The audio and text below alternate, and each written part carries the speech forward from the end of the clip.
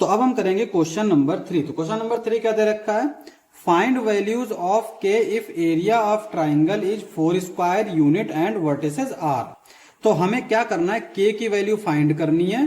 जो 3 ट्राइंगल के वर्टेक्स हैं वो हमें एक ये दे रखा है और दूसरा ये दे रखा है, और हमें क्या दे रखा है, ट्राइंगल का एरिया दे रखा है। अब देखो ट्राइंगल का एरिया हम कैसे फाइंड करते हैं, delta is equal to 1/2 x1 y1 x2 y2 x3 y3 1 1 1। ये हमारा होता है ट्राइंगल का एरिया। और जो एरिया आता है वो आता है हमारा मॉड में। मतलब ये कि अगर ये एरिया हमारा आया है 3 तब तो कोई दिक्कत नहीं, लेकिन अगर इसमें वेरिएबल है, मान लो इसको जो अगर हमने सिंप्लीफाई किया तो ये हमारा जो आंसर आया वो अगर आया x, तो हम लिखते हैं मॉड x। तो अगर mod x is equal to कुछ भी है, मान लो 3 है, तो जब मॉड हटता है तो 2 वैल्यू आती हैं x की, एक तो 3 आएगी और दूसरी -3 आएगी। तो सेम चीज यहां पे भी है।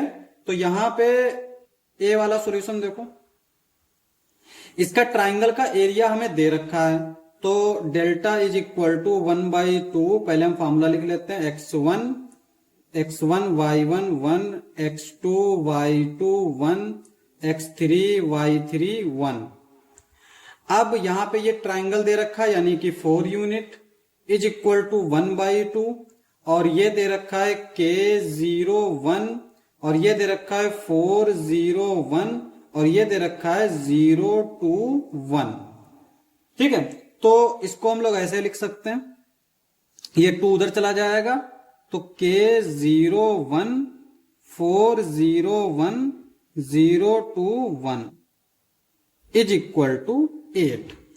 अब यहां पे हम इसका ट्राइंगल फाइंड, इसका डिटर्मिनेंट फाइंड करेंगे। एक चीज देखो, डिटर्मिनेंट जो है वो किसी रो या किसी कॉलम के अलोंग फाइंड कर सकते हैं। तो हम सबसे आसान चीज ढूंढते हैं। देखो यहां पे अगर हम इसके अलोंग डिटर्मिनेंट फाइंड करेंगे तो एक टर्म 2 टर्म ये तो 0 हो जाएंगे, बचा तीसरा टर्म, तो तीसरा टर्म हम डायरेक्ट लिख लेंगे। ठीक है, तो यहां पे पहले तो इसका साइन पता होना चाहिए। ये थर्ड रो सेकंड कॉलम है, यानी 3 + 2 यानी 5, तो इसका मतलब माइनस होगा।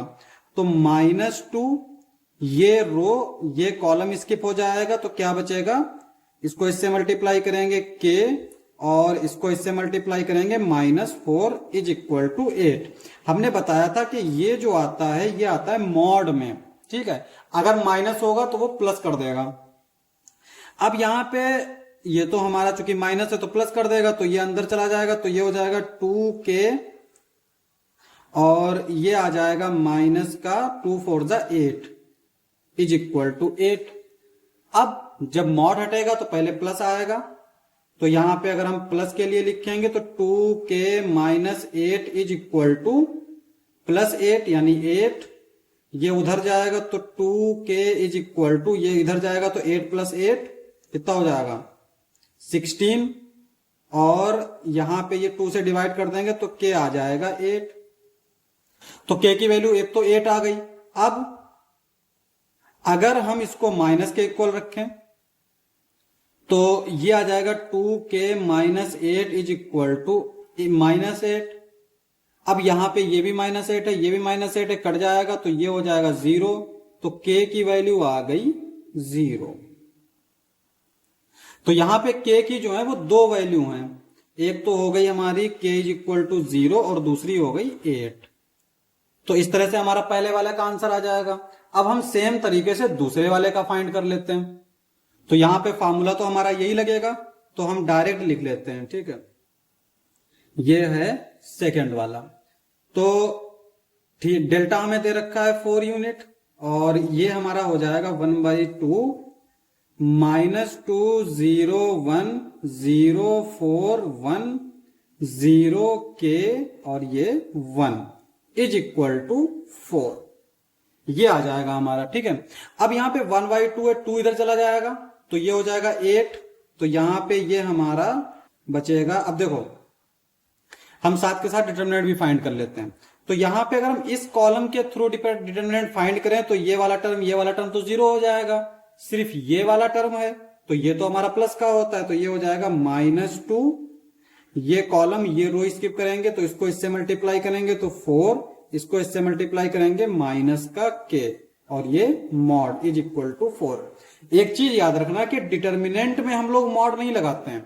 मॉड हम इसलिए लगा रहे हैं क्योंकि ये एरिया की बात चल रही है। एरिया हमेशा पॉजिटिव होता है, अगर -5 आएगा तो वो एरिया कोई जो है वैलिड थोड़ी होगा, तो इसलिए मॉड लगा लेते हैं।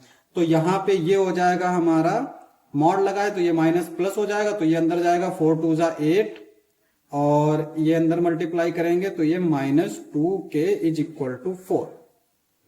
पहले फॉर 8 -2k ग्रेटर देन 0, तो ये हो जाएगा हमारा 8 -2k is equal to 4। Positive अगर ये है तो ये हमारा 4 आएगा। तो इसको अगर हम सॉल्व करेंगे तो इसको इधर ले आएंगे और इसको इधर ले जाएंगे, तो 2k इज इक्वल टू 8 - 4, यानी 2k इज इक्वल टू आ जाएगा 8 - 4 4, k की वैल्यू आ जाएगी 2। एक तो k की वैल्यू 2 आ गई। दूसरा अगर हम फाइंड करेंगे फॉर 8 - 2k लेस देन 0, यानी निगेटिव के लिए, तब ये क्या होगा 8 - 2k इज इक्वल टू -4, और इसको इधर ले आएंगे, इसको उधर ले जाएंगे, तो ये 2k is equal to 8 + 4, 2k is equal to 12, और k आ जाएगा हमारा 6। तो k की दो वैल्यू आ गई, एक तो k इज इक्वल टू 2 आ गया और दूसरा 6। तो इस तरह से हम k की वैल्यू फाइंड कर सकते हैं।